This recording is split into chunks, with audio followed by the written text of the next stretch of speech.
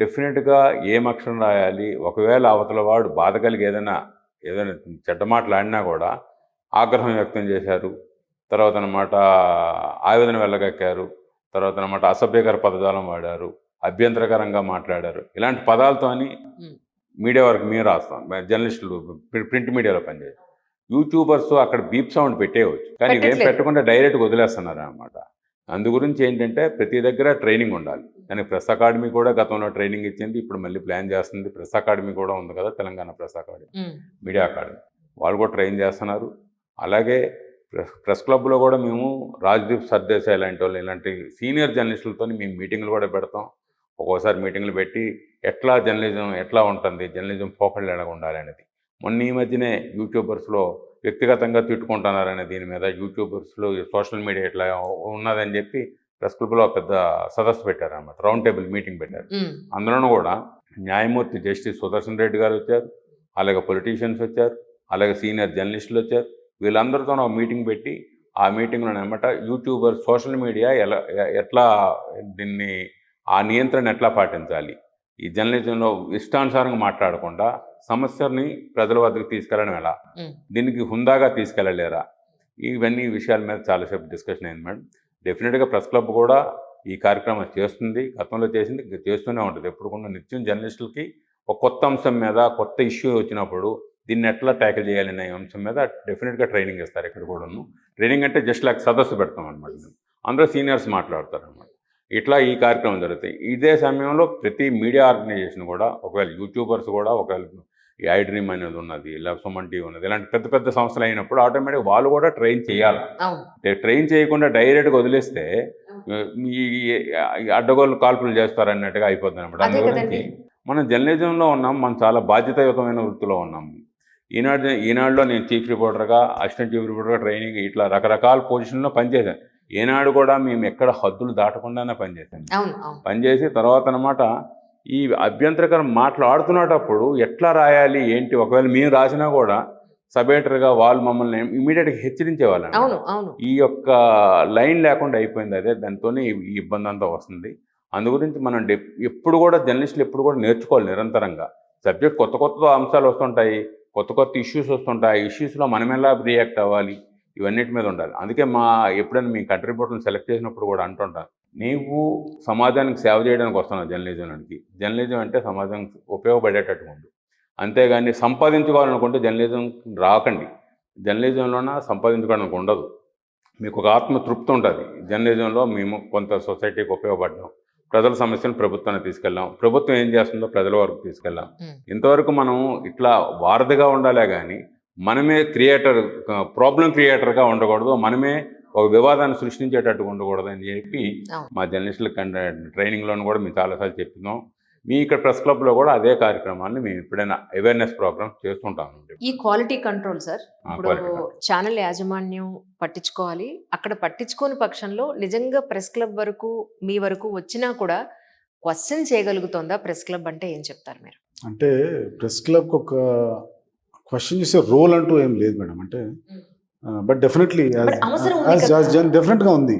ఇప్పుడు మీరు అన్నట్టు ఒక ఆర్గనైజేషన్ ఉంది, ఆర్గనైజేషన్లో ఇటువంటి తప్పుడు సమాచారం కానీ, లేకపోతే బయాస్ న్యూస్ కానీ, లేకపోతే బూతులు తిట్టడం కానీ, ఇది దాన్ని ప్రమోట్ చేస్తున్నారనుకోండి, యాజ్ అన్ ఇండివిజువల్ మేము ప్రెస్ క్లబ్గా మేము వెళ్ళి ఆ ఆర్గనైజేషన్ క్వశ్చన్ చేయలేము, ఎందుకంటే మా పరిధిలోకి రాదు అది. బట్ ఆ జర్నలిస్టులు మా మెంబర్స్ ఉంటే మాత్రం డెఫినెట్గా మేము అడుగుతాం ఇటువంటి. ఇన్ఫ్యాక్ట్ మా వన్ ఆఫ్ అవర్ మెంబర్షిప్ క్రైటీరియాలో కూడా ఈ బేసిక్ ఇది ఉంటుంది అనమాట. అంటే ఆయన బిహేవియర్ ఏంటి, సమాజంలో ఆయన ఎట్లా ఉంటాడు, ఇవన్నీ కూడా మేము మెంబర్షిప్ ఇష్టపడి చూస్తాము. సో చాలామందికి మీరు అన్నట్టు కొంతమంది కేవలం బిహేవియర్ కారణంగా కూడా ఈ మధ్యన మేము రిజెక్ట్ చేసినాం. సొసైటీలో వాళ్ళు చేస్తున్న వీడియోస్, వాళ్ళ బిహేవియర్ ఎట్లా ఉంది, ఎంత దూరంగా సత్యదూరంగా మాట్లాడుతున్నారు వీళ్ళు న్యూస్ రిపోర్టింగ్లో కానీ, అంతా చూసి చాలామందికి అందరూ కూడా రిజెక్ట్ చేసినాం మేము. మీకు ఒక చిన్న ఎగ్జాంపుల్ చెప్తాను సార్. నేను ఒక ఛానల్లో పనిచేస్తూ ఉన్నాను. వేరే ఛానల్లో ఒక అంటే నేమ్ సప్రస్తాం అనుకోండి, ఆ ఛానల్లో వాళ్ళు ఒక టయోటా ఇంజన్లో మీరు 1 లీటర్ పెట్రోల్ బదులు వాటర్ పోస్తే ఒక 5 కిలోమీటర్లు వెళ్ళొచ్చు, దీన్ని కొన్ని మిలియన్స్ పీపుల్ చూసారు. ఎంత రాంగ్ అండి! నీళ్లు పోసిస్తే ఇంజన్ నడిచే బళ్ళు ఉన్నాయా ఎక్కడన్నా? అంటే ఎలాంటి న్యూస్ని వీళ్ళు ఎడిటర్ చూసుంటాడు, లేదా రిపోర్ట్ వెళ్ళి షూట్ చేసేటప్పుడు కెమెరామెన్ చూసుంటాడు. ఆ అమ్మాయి ఎవరైతే అడిగిందో ఆ అమ్మాయికి జ్ఞానం లేదు, టెలికాస్ట్ చేసేవాళ్ళు ఎవరు పట్టించుకోలేదు, ఇది జనాల్లోకి వెళ్ళిపోయింది.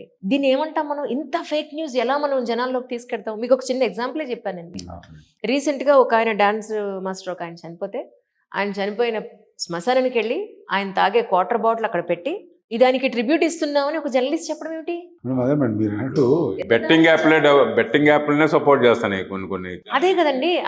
అంటే మనకి తెలిసి ఇంత పెద్ద మీడియా హౌస్లో వీళ్ళంతా పనిచేస్తున్నప్పుడు మనకి మెంబర్ కాకపోయినా మనం ఎందుకు క్వశ్చన్ చేయకూడదు అనేది నేను అంటున్నాను సార్. ఇది గనక మనం చేయలేకపోతే క్వాలిటీ కంట్రోల్ అది ఎక్కడ మనం చేయగలుగుతాం చెప్పండి? ఏమండి ఇలాంటివి వస్తున్నాయి, ఎందుకు మీరు ఎంకరేజ్ చేస్తున్నారని యాజ్ ఎ ప్రెస్ క్లబ్ నుంచి కానీ జర్నలిస్ట్ అసోసియేషన్స్ నుంచి కానీ మనం క్వశ్చన్ చేయలేమా?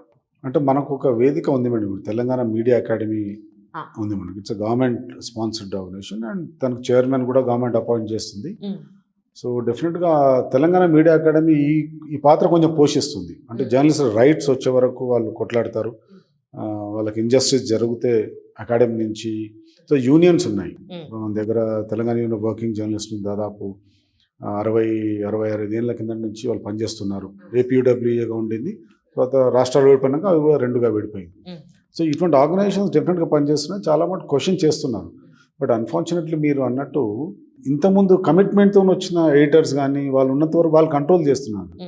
కానీ ఇప్పుడు కొత్తగా వస్తున్న వాళ్ళు కేవలం బిజినెస్ పరంగానే వస్తున్నారు.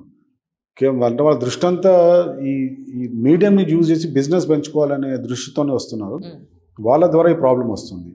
అయితే మీడియా అకాడమీ రోల్ కొద్దిగా దీంట్లో ఉంటుంది మేడం. మీడియా అకాడమీకి చైర్మన్ కానీ ఎవరైనా జర్నలిస్టులు, అఫెండ్ అయిన జర్నలిస్టులు కానీ వ్యూవర్స్ కానీ రిప్రజెంటేషన్ ఇచ్చి ఇంత మిస్లీడ్ చేస్తున్న దాన్ని మీరు ఎట్లా చేస్తున్నట్టే మీడియా అకాడమీ డెఫినెట్గా కొంచెం క్వశ్చన్ చేయొచ్చు. ఐ థింక్ చైర్మన్ గారు కూడా ఆ విషయంలో ఆయన కూడా చాలా సీనియర్ జర్నలిస్ట్ శ్రీనివాస్ రెడ్డి గారు, దాదాపు ఆయన 50 ఏళ్ళు జర్నలిజంలో ఉన్నారు. సో ఆయన అటువంటి వాళ్ళకి ఇస్తే కొంచెం మనకు డెఫినెట్గా ఆయన యాక్షన్ తీసుకోగలుగుతారు, లేకపోతే యాజమాన్యంతో మాట్లాడగలుగుతారు. ఇది కొంచెం జరుగుతూనే ఉంటుంది మేడం ఇది రెగ్యులర్గా. బట్ మీరు అన్నది అంటే ఇటువంటి fake news it's a big issue అండి. అది అన్ఫార్చునేట్లీ అది అంటే దీని ఎంతగా పాకిపోయిందంటే దాన్ని ఎవరెవరు కంట్రోల్ చేయని పరిస్థితిలో ఉంది. బట్ ఈ మధ్యన కొన్ని central government PIB press information bureau guidelines కొద్దిగా తెచ్చింది. పర్టికులర్లీ యూట్యూబ్స్లో వస్తున్న ఫేక్ వార్తలు వీటిని ఎట్లా కంట్రోల్ చేయాలి. So I think one of the things they are planning is every YouTube just like మన న్యూస్ పేపర్ పెట్టాలనుకున్నప్పుడు ఓ టీవీ ఛానల్ పెట్టాలనుకో ఎట్లయితే మనం పర్మిషన్ తీసుకోవాలో అవన్నీ కూడా యూట్యూబ్ పెట్టాలంటే కూడా ఇటువంటి పర్మిషన్స్ కొన్ని తీసుకోవాలి. వితౌట్ దట్ రెగ్యులేషన్ ఎవరైతే నడుపుతుందో వాళ్ళ మీద యాక్షన్ ఉంటుందని they have suggested some measures అండి. సో ఐ థింక్ అది మేబీ కొత్త ఎలక్ట్రానిక్ మీడియా చట్టం కొత్తగా వస్తుందో డిజిటల్ మీడియాను కూడా ఇంక్లూడ్ చేస్తున్నారు వాళ్ళు. అది ఈ కొత్త గైడ్లైన్స్లో ఇవన్నీ పెడుతున్నారు. I think that will come soon అండి. సో మేబీ అప్పుడు ఉన్నప్పుడు కొద్దిగా ఇప్పుడు ఈ రెగ్యులేషన్స్ ఉంటాయి కాబట్టి వాళ్ళ మీద కంప్లైంట్ చేయడానికి కూడా మనకు అవకాశం ఉంటుంది. ఇప్పుడు ప్రింట్ కానీ ఎలక్ట్రానిక్ మీడియాకి ఎట్లా ఉంటుంది, మనం నెగటివ్గా రాస్తే, తప్పుడు వార్తలు రాస్తే ప్రెస్ కౌన్సిల్ ఆఫ్ ఇండియాకు పంపించవచ్చు. అట్లాగే ఎలక్ట్రానిక్ మీడియాలో వస్తే న్యూస్ బ్రాడ్కాస్టర్స్ అసోసియేషన్ ఉంటుంది, వాళ్ళ ఛానల్స్ కలిపి పెట్టుకునేవి, వాళ్ళకి మనం కంప్లైంట్ చేయడానికి వీలుంటుంది, వాళ్ళకి యాక్షన్ తీసుకుంటారు, అట్లీస్ట్ ఆ భయం ఉంటుంది. ఈ కొత్త గైడ్లైన్స్ వచ్చినాక ఐ థింక్ కొద్ది గొప్ప వీళ్ళని కూడా రెగ్యులేట్ చేసుకునే అవకాశం అయితే డెఫినెట్గా ఉంటుంది. బట్ నా అండర్స్టాండింగ్ వరకు వీళ్ళని కొన్ని రోజుల తర్వాత ప్రజలు రిజెక్ట్ చేస్తారు మేడం. అవును, ఆల్రెడీ కొంతది స్టార్ట్ అయింది. మీకు దానికి ఉదాహరణ కొన్ని సంవత్సరాలుగా, కొన్ని దశాబ్దాలుగా పేపర్లు కంటిన్యూ అవుతున్నాయి. ఈ మధ్యన వచ్చిన కొన్ని సోషల్ మీడియా వస్తున్నాయి, కనుమరుగైపోతున్నాయి. వీటన్నిటి కారణం ఏంటంటే స్టాండర్డ్స్ అనేది ముఖ్యం. ఇక్కడ స్టాండర్డ్స్ మెయింటైన్ చేయాలి. జర్నలిస్టులు రాతల్లో స్టాండర్డ్ ఉండాలి, పేపర్ స్టాండర్డ్ కూడా. ఒక పేపర్లో ప్రకటన ఇవ్వడానికి కూడా ఆ ప్రకటన ఇది వాస్తవమా కాదని గ్రహించి మరీ ప్రకటన ఇస్తాయి ఆ పేపర్లు, ఏవైనా న్యూస్ పేపర్స్. అంతే, అలాంటిది డబ్బులు వస్తాయి కదా, అడ్వర్టైజ్మెంట్స్ డబ్బులు రావాలి, కానీ ఏది ఇష్టానుసారంగా ఏది బట్టి అది ప్రకటన చేయరు వాళ్ళు. అలాగే న్యూస్ విషయంలోనే కాదు, ప్రకటనల విషయంలోనే అంత కేరింగ్ ఉన్నప్పుడు ఈ మిగతా ఈ సోషల్ మీడియా సంస్థలు కూడా, నేను ఒక యూట్యూబర్స్ని అన్ను, దేన్నైనా ఇవి కూడా చాలా చక్కగా నీట్గా ఏంటంటే ఎంతవరకు వాస్తవాలు ఉన్నాయనేది గ్రహించి చెక్ చేయడానికి వీటికి నాణ్యత స్టాండర్డ్స్ మెయింటైన్ చేస్తే కొన్ని అలా కంటిన్యూ అవుతాయి. స్టాండర్డ్స్ మెయింటైన్ చేయకపోతే ఇమీడియట్గా వస్తాయి, పోతుంటాయి, చాలా వస్తున్నాయి, ఈ మధ్యన పోతున్నాయి. మీకు ఒక చిన్న ఎగ్జాంపుల్ మేడం, హిందూ 2 పేపర్లో ఒకప్పుడు సిగరెట్ అడ్వర్టైజ్మెంట్ తీసుకునే వాళ్ళు కాదు, అంటే అఫ్ కోర్స్ ఇప్పుడు సిగరెట్ బ్యాన్ అయ్యాయి, కానీ మేము జాయిన్ అయినప్పుడు సిగరెట్ అడ్వర్టైజ్మెంట్స్ రెగ్యులర్గా వచ్చాయి. So as a policy, Hindu policy, మీకు లక్షలు ఇచ్చినా కూడా మేము తీసుకోము అని. సో అటువంటి స్టాండర్డ్స్ మెయింటైన్ చేస్తాం. Exactly sir, I'm so happy to నిజంగా గూస్ బంప్స్ వస్తే నిజంగా అలాంటి న్యూస్ పేపర్స్ ఇండస్ట్రీ అట్లా ఉంది. అంటే హిందూ ఒకటే అని కాదు, చాలా న్యూస్ పేపర్స్ ఆ వాల్యూస్ మెయింటైన్ చేసినాయి మేడం. అంటే ఇంకొకటి క్రెడిబిలిటీ న్యూస్ గురించి అన్నారు కదా, ఇంకో చిన్న ఎగ్జాంపుల్. ఒకసారి నేనే ప్రత్యక్ష సాక్షిని.